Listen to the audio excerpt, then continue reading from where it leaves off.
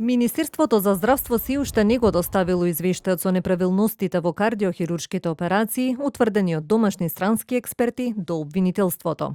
И поречиси 2 недели откако министерот Алију јавно го презентираше и најави дека ќе биде предаден за понатамошно постапување, ниту обвинителството, ниту антикорупцијската комисија го немаат добиено.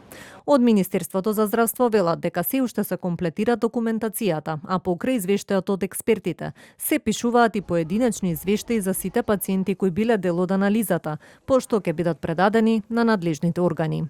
Во моментов се докомплетира цела документација, вклучително и деталните извештаи за секој пациент поединечно кои беа разгледувани на комисијата. Ова значи дека на генералниот извештај ќе се дополнат сите поединечни извештаи за секој пациент. По ова ќе се постапи согласно институционални процедури, со оглед на тоа дека содржи чувствителни информации со лични медицински податоци. Комисијата од домашни експерти утврди 10 сомнителни случаи на операции на срце, а странската комисија потврди неправилности кај 9 од вкупно анализирани 13 случаи на кардиохируршки операции кај пациенти.